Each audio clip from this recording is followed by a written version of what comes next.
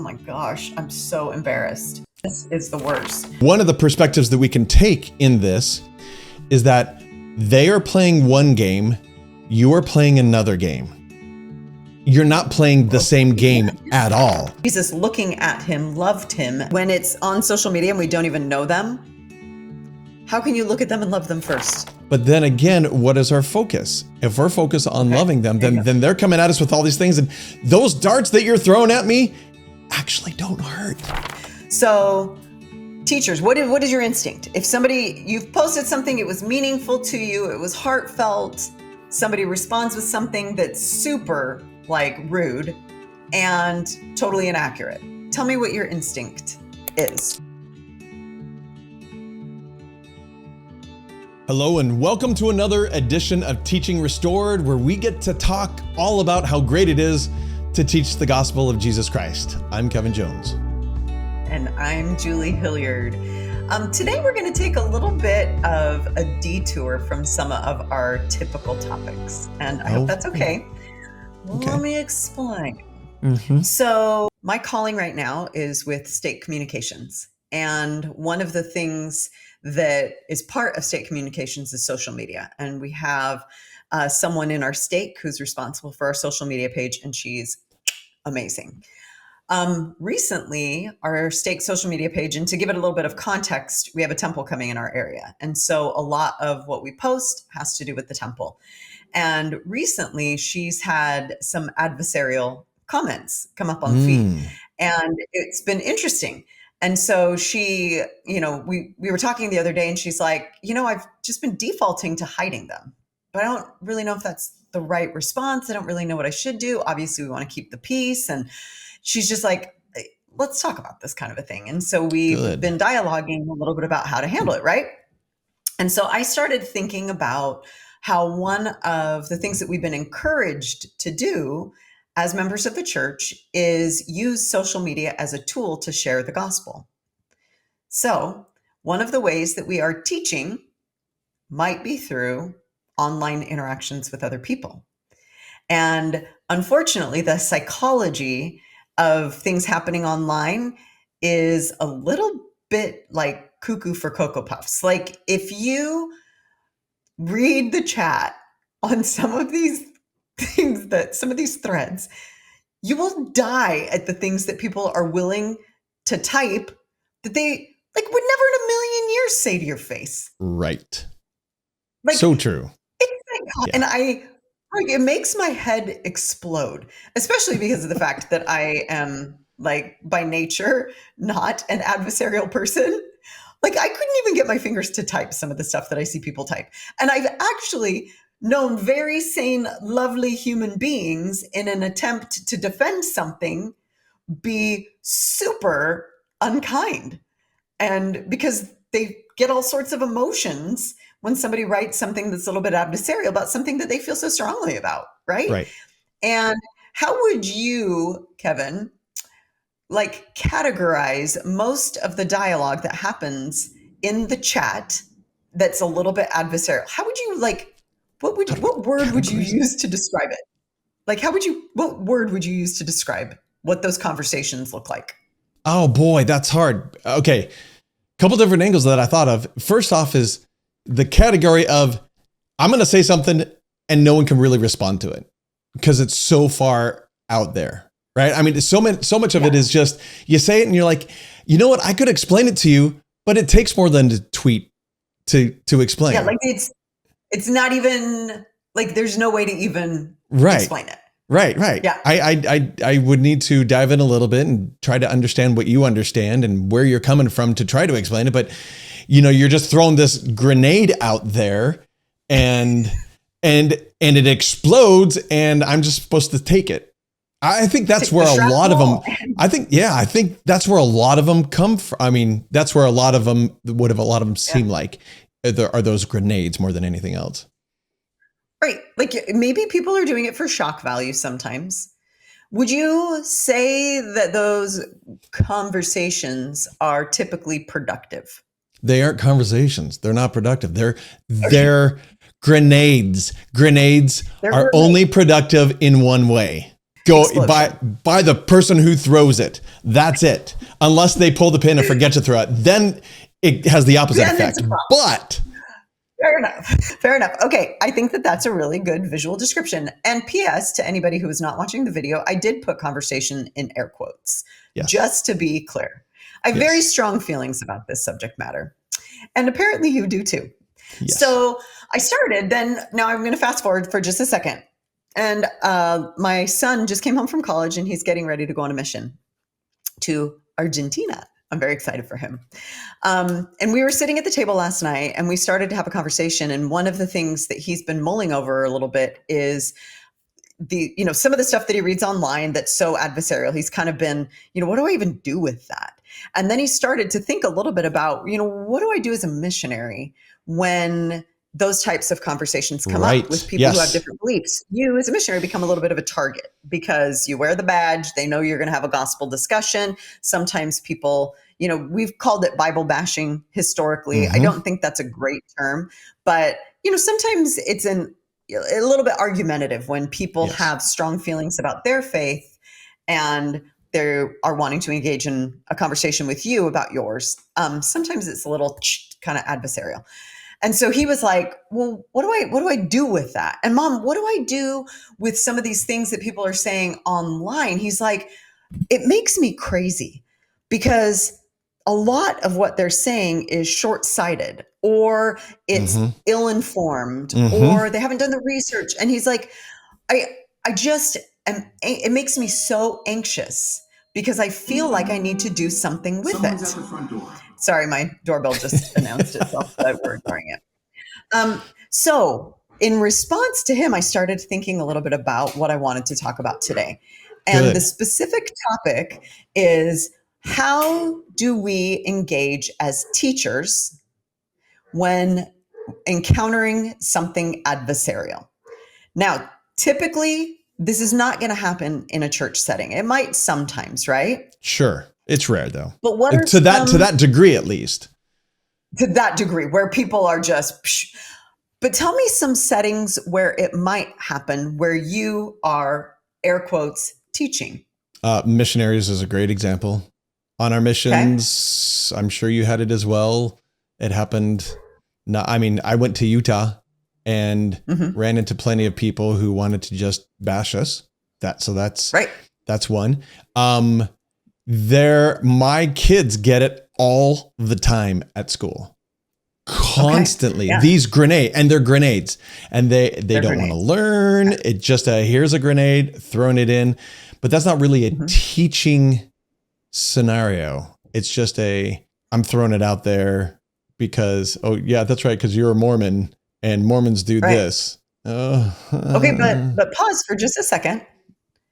Is it not a teaching opportunity? We are called as member missionaries. Sure. Oh, it could be, but it's not, it's not something that we typically think of as, oh, now I'm going to turn around and teach them kind of thing. Okay. You're exactly right. But I want to, the reason I'm pushing you on that is because I want to reframe it slightly. Okay. Good. I want to say that those are teaching opportunities and I want to tell you why in a little bit. So keep going with the list. I've had it happen to me at work, in the office with people that I know, right? Happens there. Neighbors, happens there. Okay. Oh, I can't off the top think anymore. Let me throw a couple out that might get you brainstorming. What about in a mixed faith marriage? Sure. Right? Yeah. Could be. What about in your home when you have kids who decide that they don't align with your faith? Within families. Right? Yeah. Within families. And I think about... We've had it with extended family a lot. Actually. Yeah. Well, and I remember just this last weekend, I was having a conversation with someone whose daughter has dropped some serious grenades in family conversations. And she's like, I don't even know what to do with that. Right. And they're sometimes doing it specifically to try and have shrapnel hit and wound a lot of people. And sometimes they're doing it just because they're panicked themselves. But I think that that happens quite a bit when somebody decides to leave the church, that maybe they start they're poking a bear.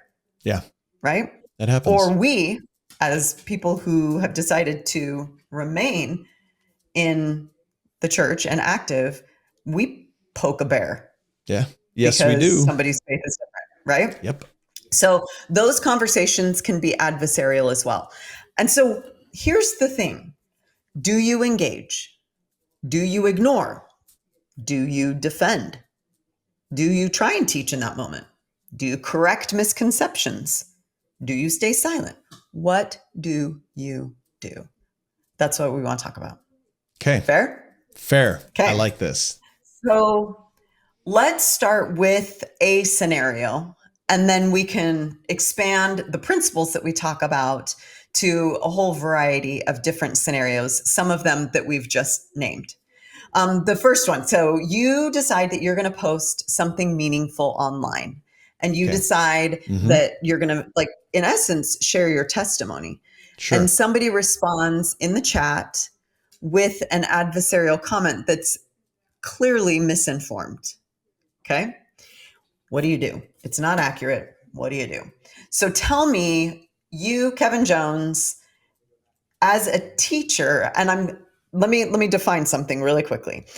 Actually, I don't want to define it. Let me just kind of give a little bit of context. Remember how I said a little bit earlier that, all of these things are teaching moments? Yes. Right? I think that we sometimes define a teacher as a person who's disseminating information or teaching something new, or I'm not articulating this very well, but basically we think that we have something to share.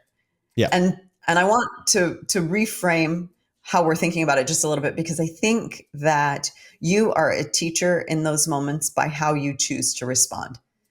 Actions speak louder than words. And in these situations, that is more true than like in a lot of situations, that your chosen response communicates way more than maybe the words that you choose. So that being said, we are all teachers in these scenarios. Is that a fair enough kind of reframe? Yes. Okay. So teachers, what is your instinct? If you've posted something, it was meaningful to you, it was heartfelt, somebody responds with something that's super like rude and totally inaccurate. Tell me what your instinct is. I have a default for this. I'd like to hear it. My default is to say along the line, depending on the comment, etc., something along the lines of either that's not quite right, or that's not true, or I have a different view, or whatever it may be. And then say, if you're willing, I'd love to have a conversation with you about that. Okay. I like that. And not fight it there. Okay. Not fight it there. So what you do is you actually invite them to have a conversation. Correct. Somewhere else. Yep. So I think what I hear you saying is that online is probably not a productive place to engage in this type of dialogue, right? I have read thousands of comments like this, literally thousands of comments. And I can't think of one where it was ever productive. Why do you think that is? Because it's not a conversation. It's grenade, throw back and forth and back and forth and back and forth. It's, and like you said earlier, and I love this, they will say, and hopefully it's not we, but we too may say things online in text that we can just throw out there that we would never do in purpose. I'm sorry, in person. You mean? We would never say it in person. And so it's unrealistic. It's not having a true conversation. It may look like a conversation. It may have the skin of a conversation, but the guts aren't there. There's nothing around those kind of interactions that is a true conversation. Right. So it is not a conversation, right? So what if something like this though is happening in person and not online? So you're I say in the same person, thing. Right? So why though? What's the psychology of that? Like, what is happening when someone is like kind of tossing these grenades at you and you want to say, well, that's not true. Remember, you said you kind of gave a list of your default responses, which some of them were like correcting responses, right? You're saying that's not true. That's not accurate. Or, I see it differently, which is kind of a polite way of saying, you're wrong. Right. or Right. I have a different, I mean, or I just have a different paradigm is what you're actually trying to say. But a little bit, they're going to take it as, Yeah. really? Correcting. Yeah. Yep. So why is that, like, from a psychological perspective, why is that not going to be a conversation in the truest sense? If so, are you saying if I say that and then we keep going right there? Or Yeah. Like, do you think you can actually have, so if somebody drops a grenade, right? Can you actually have this? If you go to correct them immediately, are you going to end up in a real conversation, or is it going to end up contentious? Like, um where's it going to go? so okay, let me back up. One of the reasons I say that isn't true, or I don't see it that way, or I have a different viewpoint or whatever, is to show that it's because you're having this conversation in front of others, right? Oh, And okay. Well, right. maybe. I don't know. Well, Oh, whether online. it's Yes, you are online, online. right? 100%. Or a lot of times those kind of comments, now that you say this, and I had never thought of this before, almost never happen one-on-one Like because sometimes they happen in a room it's full of people. rude. Yes, because Yeah. a lot of those are completely rude one-on-one. But if you have other people, you have that buffer, that shield, that other people are around. And so people are more likely to say things with other people around like that. Okay. So they can Well, throw that's that out. interesting. I thought of that. So what I do is I let them know that either, that's not correct, or that I see it a different way. And basically that lets everyone else know that I know what I believe. I'm firm in this, Mhm. but now isn't the time to have the conversation. If you'd like to have it another time, I would be more than happy to share at least how I view it, or whatever it is, right? And that way it's not contentious. That way, when you do get one-on-one, you know that it's not going to be the same kind of conversation. It's not going to be the grenade launching conversations. Almost never will it be. But you know Okay. that there's just about no productive movement that can happen. It's going to be contentious if you try to do it. Let's say that. Yes. So I don't know that I totally agree with you that it's not going to be contentious when it happens one-on-one, that it's not, because I do think that sometimes people who feel really, really strongly about something are so anxious to be heard that they will drop grenades and say things really directly because they have so much emotion about it. Right. Right? So let me throw this out real quickly. When I say one-on-one, I pictured face-to-face. Yes, I pictured that too when you said one-on-one. Okay. Yeah. Almost never has that turned into a face-to-face contentious thing for me. Now, it has turned into like on the phone, it can still be contentious because they're still buffered, they're still removed, Yeah. but one-on-one, I have found that it almost never has happened. But that's my experience, at least. Which is phenomenal, right? And I think, like, that's my experience for the most part as well, but that's not what I'm hearing some people say when they talk about, things that are happening with their kids, for example, who Sure.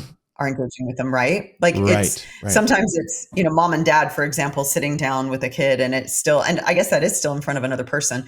But I talked to a couple the other day that was really interesting. They were talking about their daughter who decided to leave the church, and he's like, I still can't figure out why.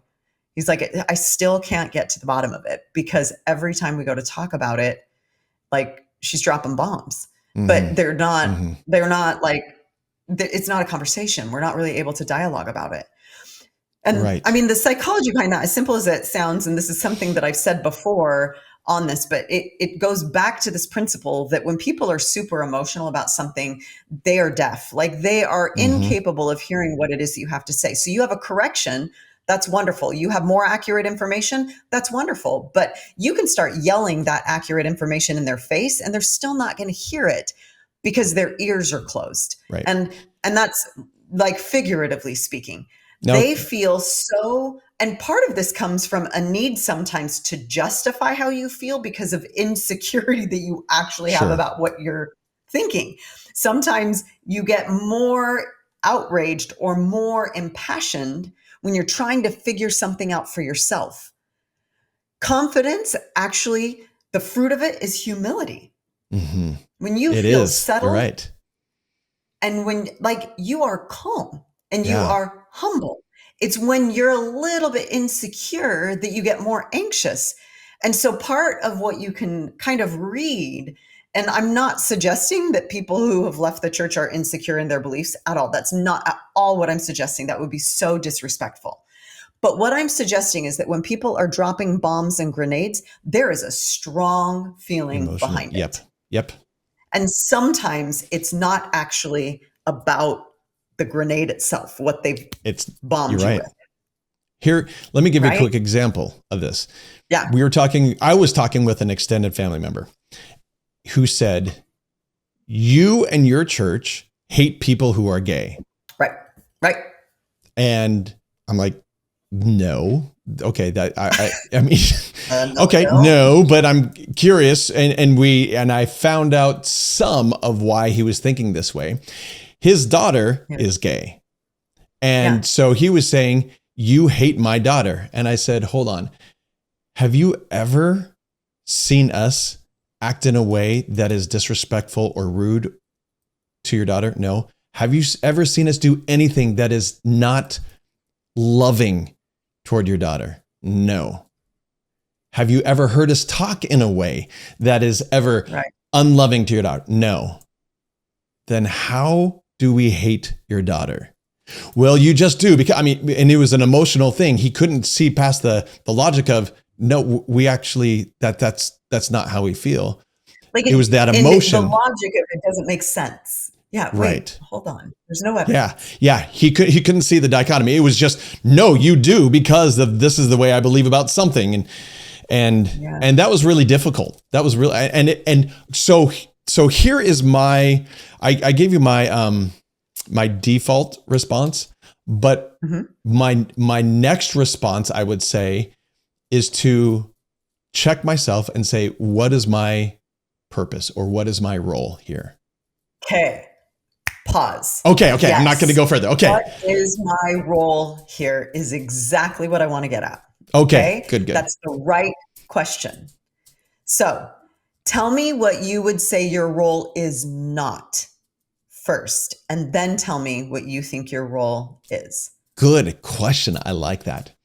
I would say that my role is not to show them how wrong they are. Okay. To prove them wrong. Right. To win an argument. Right. My role is not to let things get contentious. Right? Okay. I know that's kind of a double negative in a way, but I got you. I don't want to be, my role is not to make it contentious, I guess. Yeah. Just overall. So here's the thing though, like as a member missionary, do you feel like your role is to defend the church? You can do both. What do you mean you can do both? I think we need to do both. I think we need to defend, yet not be contentious.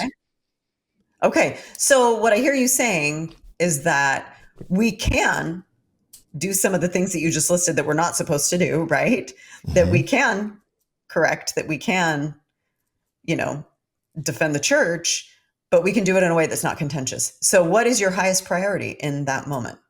My highest priority is the relationship with that person. Okay, perfect. So tell me, when you think about the relationship with that person, tell me what in that interaction, then your role as a teacher, or like what should your focus be? Or as a parent, or whatever. Yep. Relationship. So when I think, what is my role? Almost always, if it starts turning toward contention, this is what I think for myself. And I don't know whether this is right or wrong, or other people should even think this at all. But I think, what is my role? And my role is just to love. Okay. I love that. Because the contention, if I get contentious, that does not show love. And until they are ready to learn, until they want to learn the actual truth of something, or something how I feel, if they're not ready, then they're not ready. And that's okay. I'm just going to love them until they are ready. Right. Okay. So if your highest priority is to love them, let's break that down a little bit into what that interaction then ends up being. Because I think that we sometimes think that we need to stand up for our beliefs, that we need to defend the church, that we need to correct misconceptions, No. that we need to help people better understand. Like, we think we are teachers of the gospel of Jesus Christ. And I mean, we shake our heads here as though, well, duh, of course that's not our main goal. But I want you to think about your behavior in those interactions, right?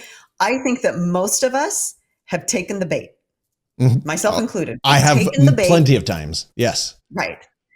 And so this is an invitation to shift our goal from, defending, et cetera, to loving, which means that you are working to give responses or ask questions or continue the conversation in a way that invites the Spirit and helps people come closer to Christ and strengthens the relationship. Yeah. So you kind of have to filter every response that comes into your mind through that. Is this going to do those things? Is the way that I react right now going to help invite the Spirit in here? And if it's not, then wrong response. Right. Is this going to help strengthen the relationship? If it's not, wrong response. And when I talk about these moments being teaching moments and having nothing to do with the content of your answer, what I'm really talking about is this going to help people come closer to Christ by observing you following his example? I like that. Right? So I was thinking a little bit about that. And I was thinking a little bit about this whole idea that, in 3rd Nephi, it says contention is of the devil. And so we really, just to really kind of juxtapose the two things, we are told to stand up for what we believe in. You can just see the problem, right? All of these things. And we feel emotion. We feel strongly about something. And so that is a righteous desire. And we need to pull back from that, because the higher and I think that what we're called to do in these moments is actually way, way dang harder. Mm-hmm. So let's reframe it. Okay. Let's talk a little bit about what that looks like. If we are talking about what we can do to invite the Spirit, not win, it's going to look a little bit different. And so here are 3 things that I thought of. Can we be peaceful without being passive, right? Yes. Can we be loving without being vague or placating? Because I think that sometimes when we're like, I want to get the loving response, so I got to sugarcoat it. I got to make it sound better. I got to make it easier pill to swallow. Yeah. Especially when it comes to conversations, I have found myself muting, I think that's the right word, or kind of downgrading the clarity of conversations, especially when it comes to conversations about watering down, that's the word, about sexuality and gender, because they're so sensitive. That's a temptation for sure. Sure. And can we also be truthful without being reactive or defensive? And I think we can. I think so. What I want to do something really quickly. I want to play a little video clip that I came across on Instagram today. And Joseph Grenny is one of my heroes. He is one of the authors of Crucial Conversations, but he didn't just author a book about it. His lived experience with it has been profoundly inspiring to me. And he specifically has been very open about his experience with a son who struggled with addiction and was on the streets for a time, and some of the difficulty of those conversations that he's had. And he talks about how many people in his family have left the church, and just how adversarial and challenging that can be. And he just makes some really insightful comments in this short video clip that I want us to listen to. And then I want us to kind of go through some of the doctrines related to the principles that he's kind of just introducing. Fair? Very good. Okay. Let's do it. Let's watch it. The saddest part of our research is that we found that the higher the devoutness of the person engaged in the conversation, the lower the likelihood of it going well. And that ought to shake us. The very people that I ought to be able to come to and to have some sort of a healthy conversation with, I instead walk away feeling judged or berated or suspected or all sorts of negative outcomes. Now, they kind of feel like that one of their missions, their calls in that moment is to fix this too. And coming in with that motive is the beginning of destruction. Mm-hmm. That's where all of the problems begin. So the question we asked was, are there any conversations that go well, and what can we learn from those? Yeah. We were looking for what we call positive deviants, and we found this small subpopulation that were church leaders, that were parents, that were friends, or were others, where the conversation ended up with a stronger relationship, not with the person who's still connected to the church apologizing for their beliefs, not watering down their commitment to the church, but still being able to have a robust conversation that strengthened the relationship. And that's what we feel like is so important to share. Okay. What do you think of that? What are your reactions to some of what he said? I want to be in that small percentage. I know. You want to be a positive deviant, right? That doesn't sound like right. to be. But yeah. That didn't sound quite right. So let's look a little bit to the scriptures. Now, mind you, in Crucial Conversations, there are 1,000 principles. We've touched on some of them before in different episodes, but I want to talk more about kind of the example that Christ set and some of the principles within that in our discussion today, like as we kind of talk about, well, how the heck do we do what he is suggesting, right? Okay. So hard. Yes. Number one has to do with your focus, right? Remember what he said? If your focus is on fixing, you're going to blow it up. Right. So what is our focus on, right? It's on inviting the Spirit to the conversation, strengthening the relationship, helping people come closer to Christ. Right. So let's bust out our scriptures. I'm looking. But what? Give me. You? Is that what you said? Okay. Why don't you go to Matthew 26? Okay. And we're going to look at verses 59 through 63. Do you offhand know the context for this, or do you want me to kind of? I don't. Give it to you real quick. Okay, so this is Christ, right? And he is being falsely accused. He is being subject to public humiliation. And let's see what his reaction is. Because think about it. Think about the conversation we started with about an online comment where you have just said something and then all of a sudden somebody is like slandering you because of it. Are we falsely accused about what we believe sometimes? Yeah. Are people making comments to try and humiliate us sometimes? Yeah. And so what is sometimes the right response? Go ahead, if you will, read those verses 59 through 63. Now the chief priests and elders and all the council sought false witness against Jesus to put him to death, but found none. Yea, though many false witnesses came, yet they found none. At the last came 2 false witnesses and said, This fellow said, I am able to destroy the temple of God and to build it in 3 days. And the high priest rose and said unto him, Answerest thou nothing? What is it which these witnesses against thee? But Jesus held his peace. And the high priest answered and said unto him, I adjure thee by the living God, that thou tell us whether thou be the Christ, the Son of God. Okay. So now pause there, and then we're going to read one more verse. What do you see him do? Jesus?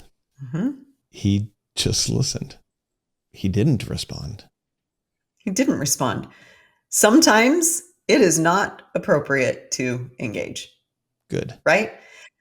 They were looking for evidence to accuse him.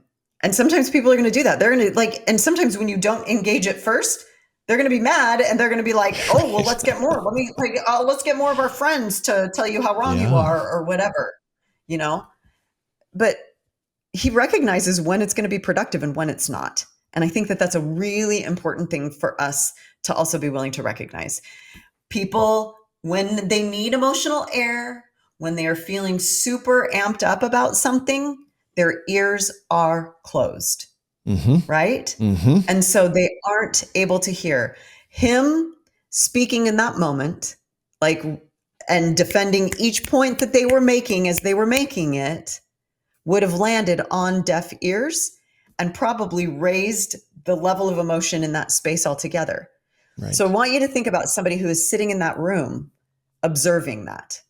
Like, think about what that could teach without saying a word. Mm-hmm. If you are that person who is being falsely accused and you are able to just not lash back, just simply not lashing back can be teaching. Does that make sense? Yeah. Any thoughts or anything you want to? Yeah, I kind of see this visually as me sitting here and a fly comes around, just kind of, right? It's kind of bothersome, but it's like, you are like the least amount of thing that I need to worry about. And that fly may, have it in its brain, I'm just going to take him down and I'm going to come after him and I'm going to go get him. And I'm like, whatever. And that's kind of. I felt that way. I said, I wish it felt that way. I wish it was like a little, like Mr. Miyagi moment where you're like, I get you with my chopsticks, little stupid fly. Right. But like when you're sitting in the middle of that, it does not feel like an annoying little fly. No. It feels like it's going to crush you. Well, it depends. It can feel like that. But then again, what is our focus? If we're focused on loving them, then they're coming at us with all these things. And those darts that you're throwing at me actually don't hurt. And that's, you're trying a whole bunch of stuff, buddy, that isn't working. And that's kind of how I visually see it. You're throwing the stuff at me, but it's bouncing off and it really doesn't matter because that's not what matters. So. Yeah. And but I'm pushing just a little bit because I'm thinking about a teenager who is sitting, they don't have thick skin like this yet. Right. But the point that you made, I think is really, really important, which is, what is their goal? If we can help our kids recognize that their goal is not to prove everyone wrong. Right. Their goal is not to defend the church. Because I think that so much of what we say culturally about missionary work makes them think that they need to stand up and be a warrior. And we define being a warrior as sometimes like actually fighting back. Right. And meekness is strength in this case. So I gotta share this. Yeah, I gotta share this. This is funny. Last night we were watching Yellowstone. We have VidAngel, thankfully, because there's a lot of trash on that. But we were watching, I think it was like the 3rd episode in season 1 of Yellowstone. And it's brother and sister, they go into a barn and they're just going to fight it out. And she just comes up to him and goes, bam, bam, bam, bam, bam, bam, bam, bam, and hits him. And she's like, be a man, be a man. And he finally turns around and goes, bam, and knocks her down to the ground with one punch. And he goes, how's that for being a man? And she looks at him and says, being a man, you would have walked away. Oh. So, right, bam, bam, bam, bam, bam, bam. And if he had just turned around and walked away, that would have been a better response, the more correct response. It was when he went back at her, right? And thought, okay, I'm doing it. I'm going to defend myself. When it wasn't, that turned out to be the wrong thing in the end. And that's kind of how I feel like we can have all these darts thrown at us. And then how are we going to respond? Are we going to, and sometimes it's not walk away. Sometimes it is. Like in this circumstance, Jesus is not walking away, but he's figuratively walking away by not saying anything. Yeah. Yeah. And sometimes it's okay to say something. Right. But okay, so here's the problem. So think about, when you just said that example, I was like, oh my gosh, this is the perfect example, because I think that sometimes in our mind, while we're sitting there, we're preparing the KO statement, like the knockout statement. Like in our minds, we're thinking, I'm not going to talk, but I'm going to prepare the best, like take them out, take down their rhetoric statement in my mind. Drop the mic. Drop the bomb. Pew! And it's going to be awesome. But if that's our focus, are we actually going to accomplish our goal? Mm-hmm. It's not the knockout statement that wins. It's not about winning. Right. So sometimes it's going to be appropriate. Let's talk about some scenarios where it is appropriate, because we talked about the fact that, can we be loving and not placate? Can we, have these conversations and still preserve the relationship? Well, Christ doesn't mince words. Clear is kind.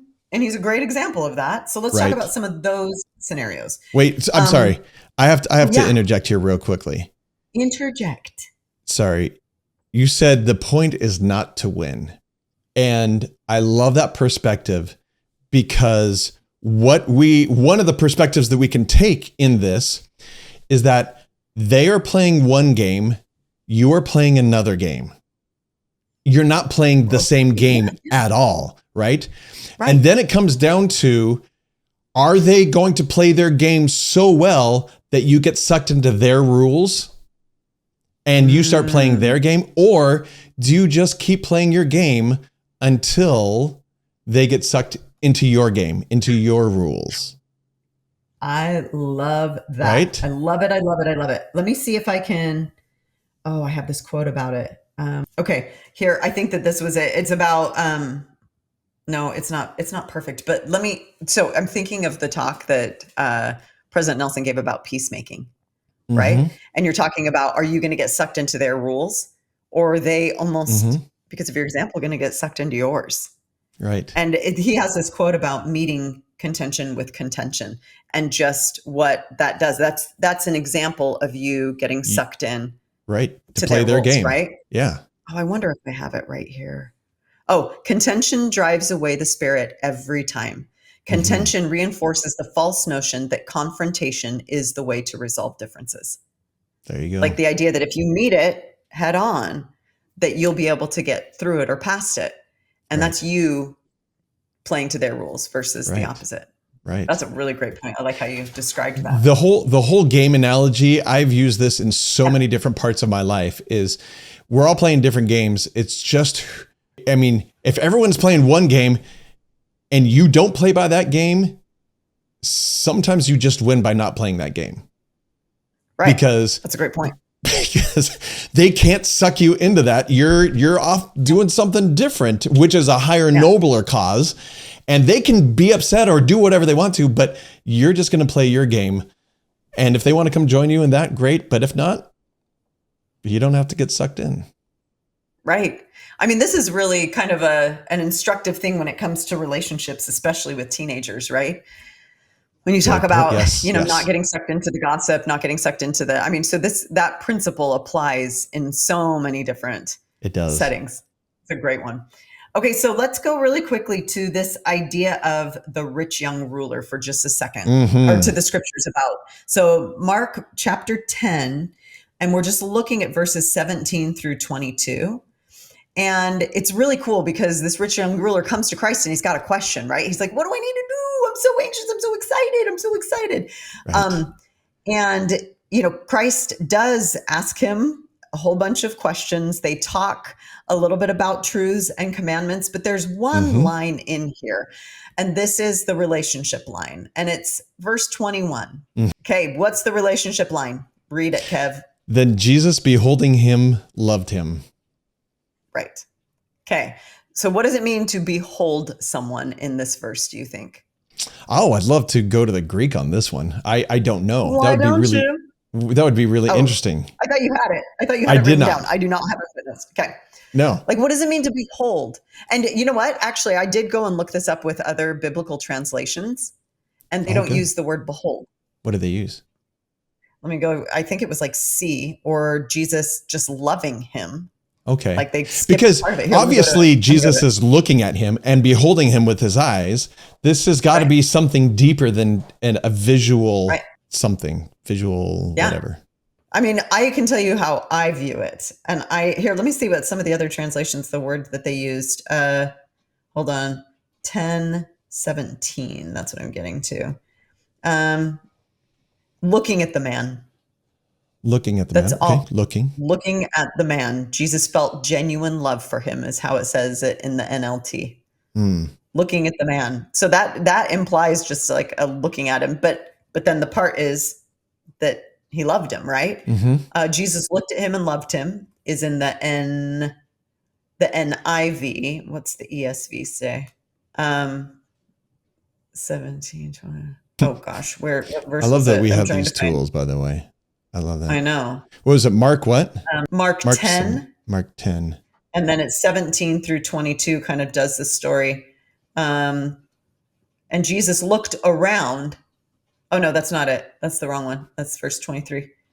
20. And Jesus looking at him, loved him and said to him, okay, let me tell you what I think I see in this. Okay. Here's the problem. we lose sight of who the person is that we're talking to. Yeah. And this is the point that I wanted to make. I want to think about, like, when it's on social media and we don't even know them, how can you look at them and love them first? Right. Right. Like, don't engage, right? But what about when it's your family member? What about when it is somebody that you respect? What about when it's your friends? Like, don't forget who you are having a conversation with and the relationship that you want to have with them. Right. And the cool thing is that I want you to think about how it must have felt for this man who, like, feels like, Christ, you see me, you know me. And then he taught this truth, and the truth, it landed. Like, it was kind of painful. Right. Right. But it landed. And I think that people, when they feel loved by you, then you can say things and you can correct things, and you can at some point, not right then when they're Not dropping even and right throwing then. grenades Yes. and all that. Right. Yeah. But that's another point, is timing. Like, Yeah. that's a huge point. Yep. Is the timing. But in that interaction, the most instructive part is that you take the time to see them, that you remember who you're talking to, and your intention will come across in what you respond with. And I think that that is hugely important, because sometimes we forget. Like, we get so caught up in content that we neglect to acknowledge the conditions deteriorating. And we're so focused on what we're going to say and what they're saying that we forget the relationship. Yeah. Fair? I love that. Okay, let's do just a couple more principles really quickly. I realize that we're kind of going long, and I don't want to go too long. So John, chapter 8, verses 1 through 11 is about the woman taken in adultery. And we're very familiar with this. And I want you to think about, like, you've got all of these people that are accusing this woman. And that's part of part of what's instructive. I've never really thought about it this way, but it would have been really easy for Jesus to bandwagon, right? To jump onto that and be like, you're right. What she did was wrong.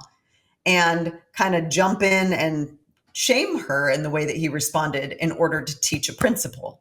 Clarify truth in a way that actually ends up, putting her down. I mean, those would all be pretty natural responses to this, dramatic confession that happens in that instance. And I think that had he been confrontational with her, a different lesson would have been learned by all of those that were observing.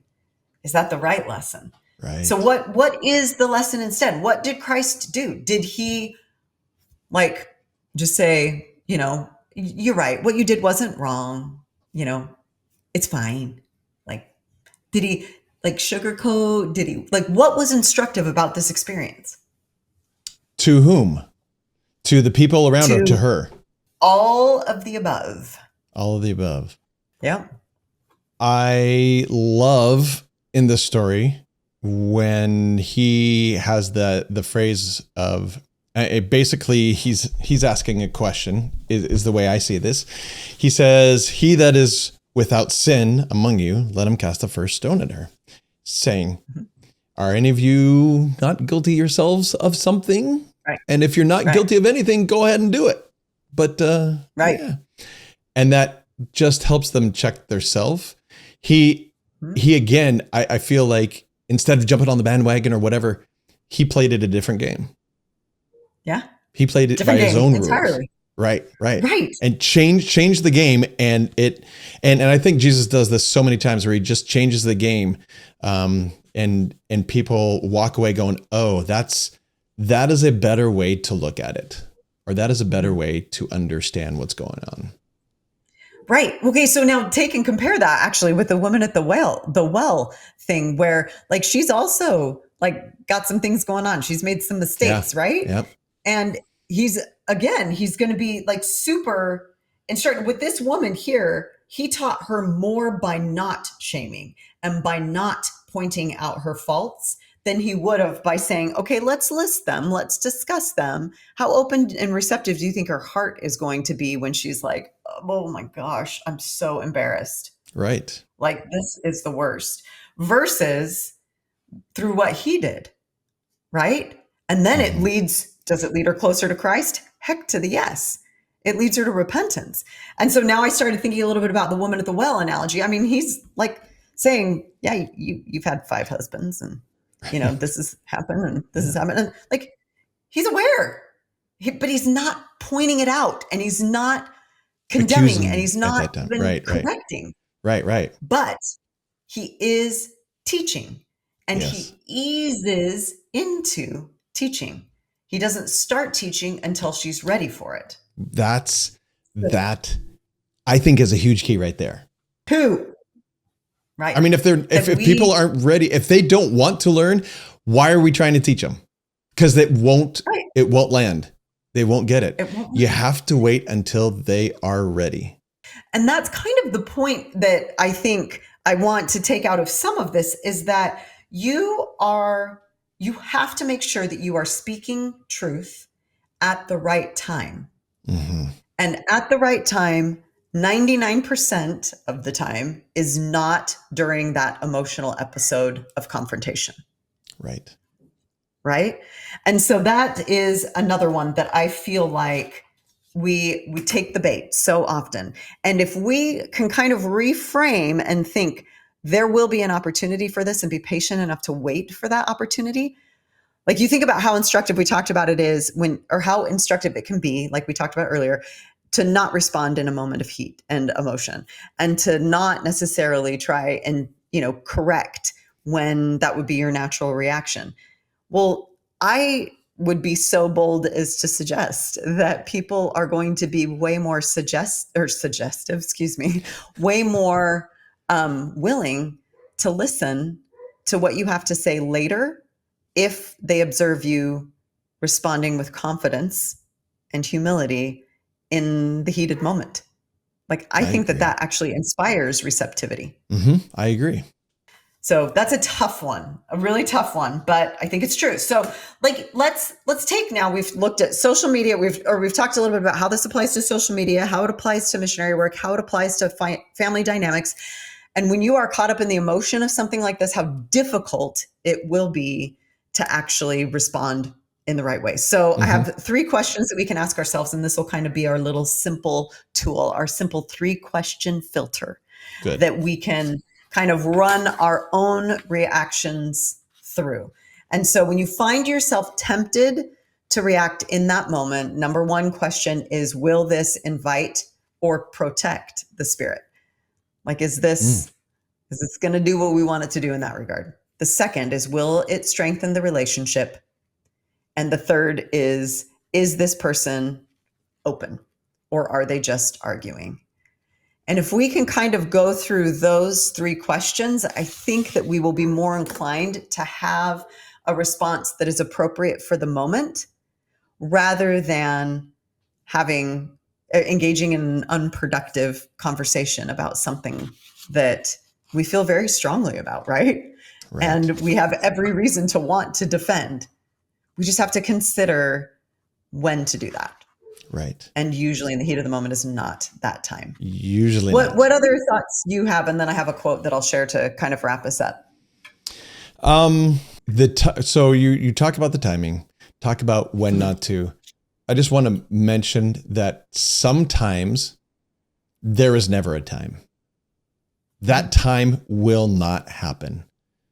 Right. And sometimes, unfortunately, that may be with a family member when the time is not, it never comes up for you to verbally defend and say, okay, now's the time for me to jump in and teach the truth. And this is the way, right?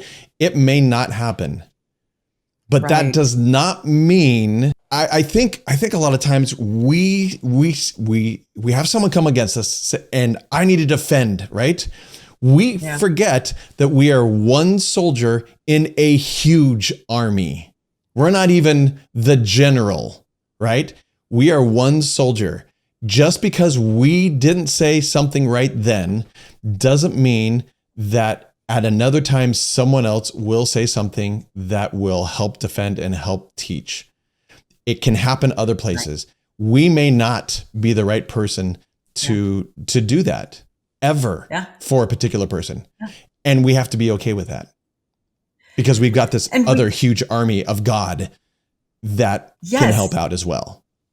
Well, and I love that you just pointed that out. I think that we have to be careful not to use that as an excuse to not, just be like, I don't want to have an uncomfortable conversation. And so I'm excusing myself and letting myself off the hook.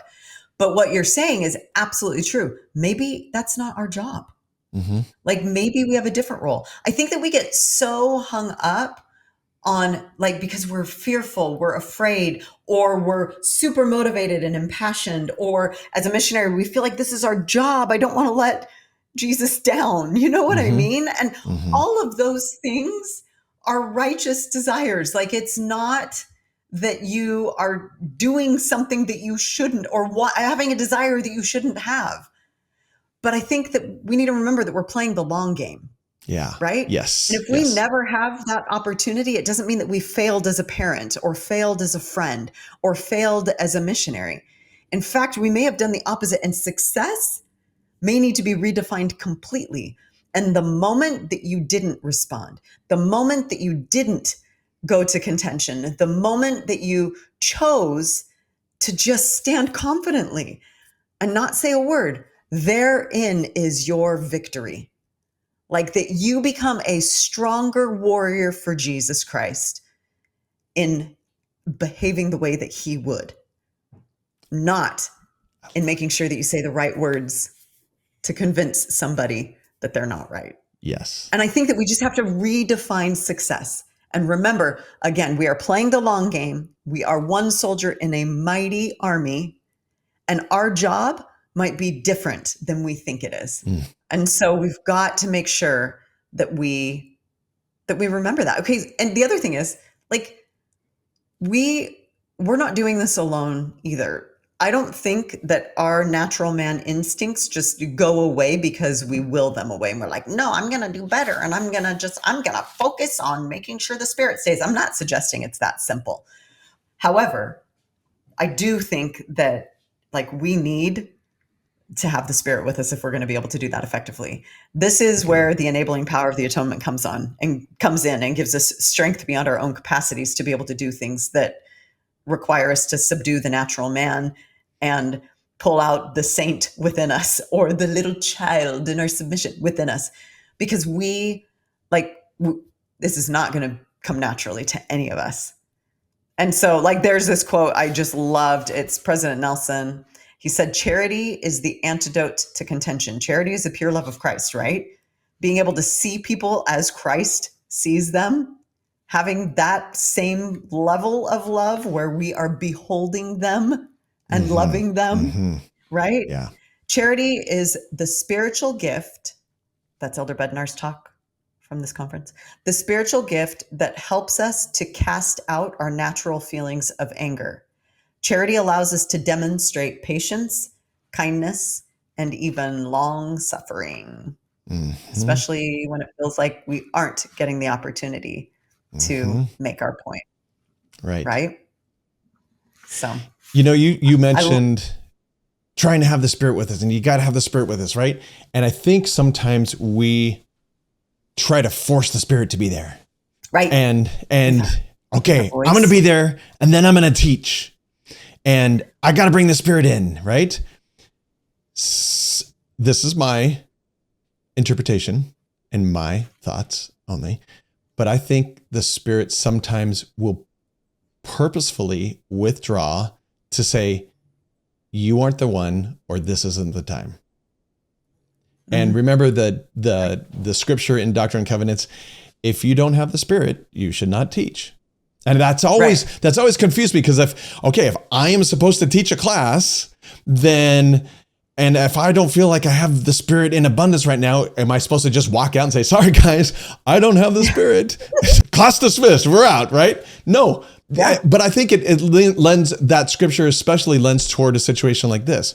If you don't have the spirit, whether it's because of me or because the spirit is saying, no, this isn't the time, I'm not going to give that to you right now because they're not ready for it, or it needs to be someone else, right?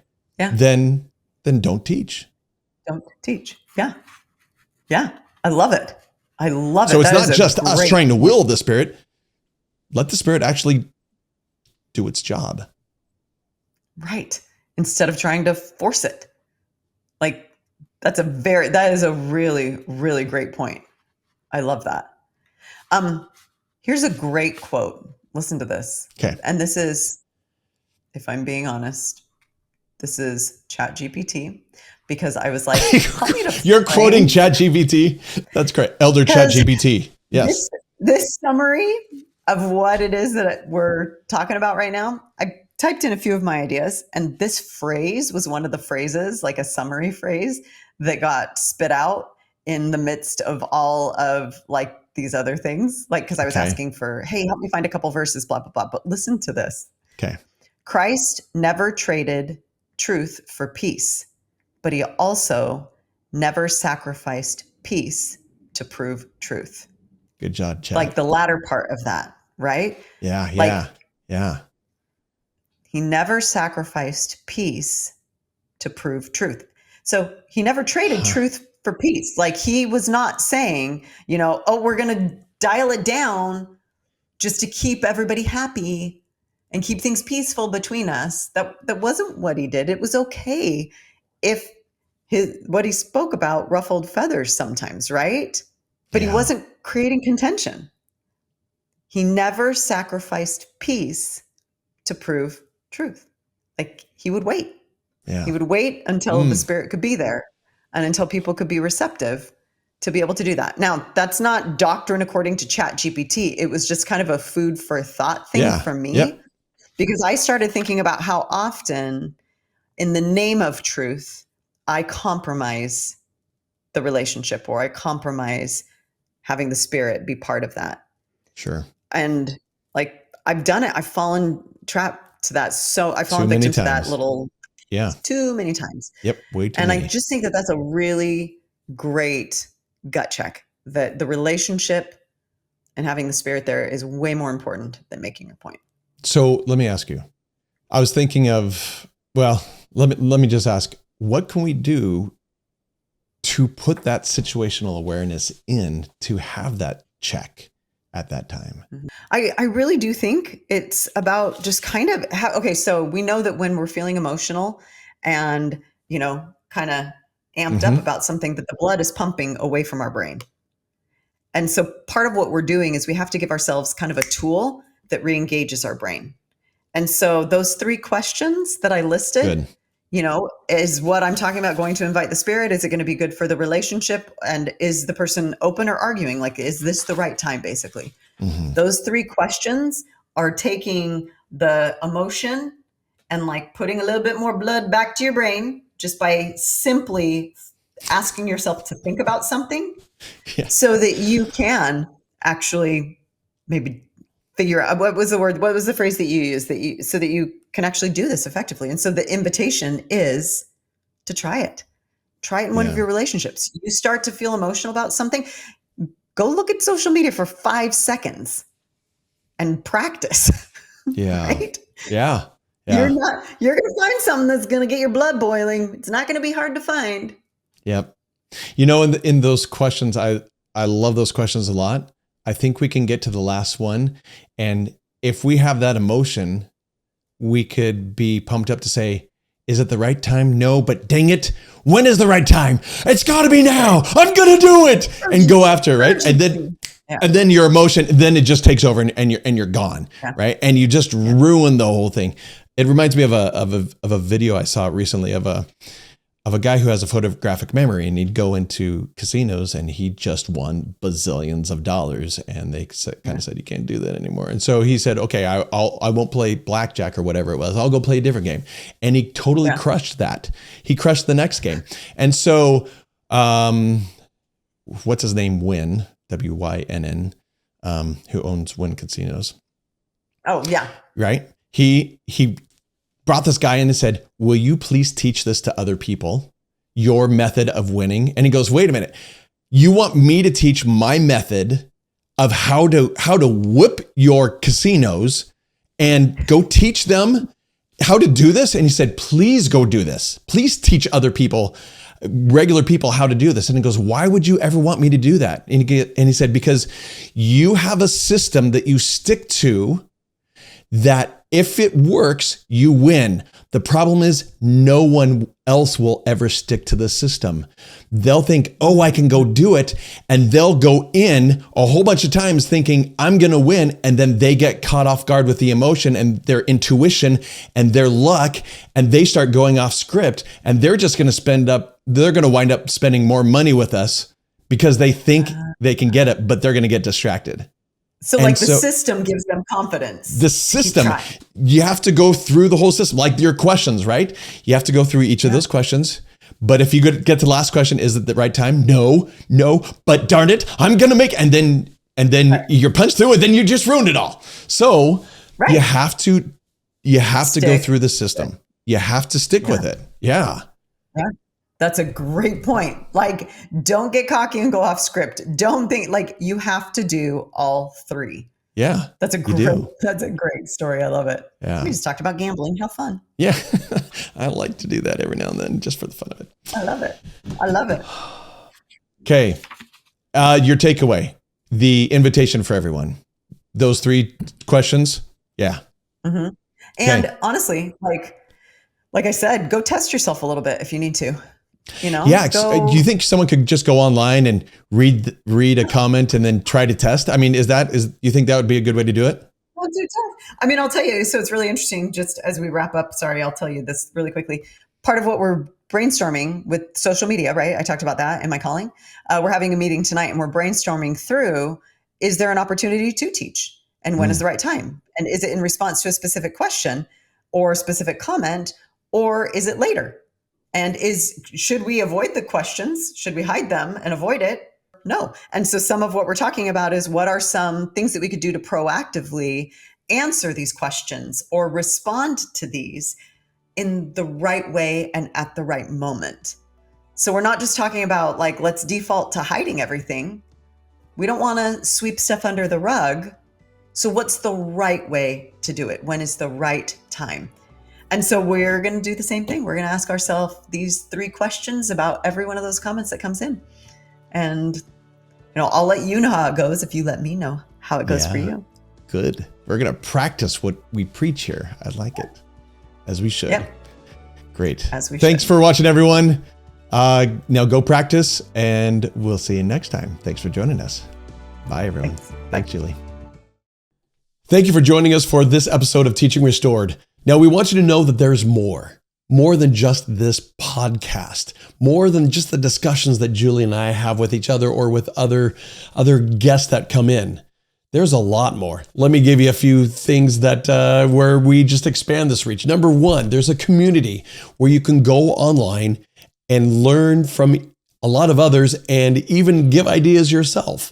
And that is found if you go to leadingsaints.org or teachingrestored.com and look at the community link there. That'll take you to a whole community.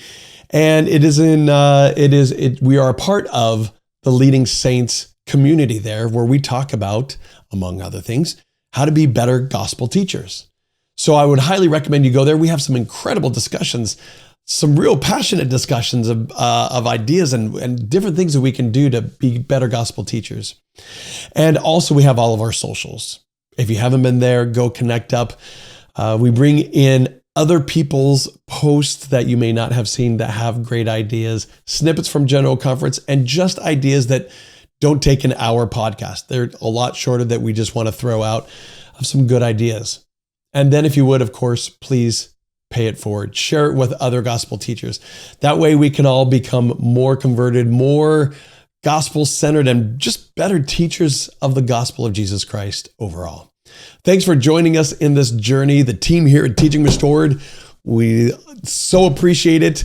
And we love what we do. And this has been a wonderful journey for us. And we're excited about where this is still going.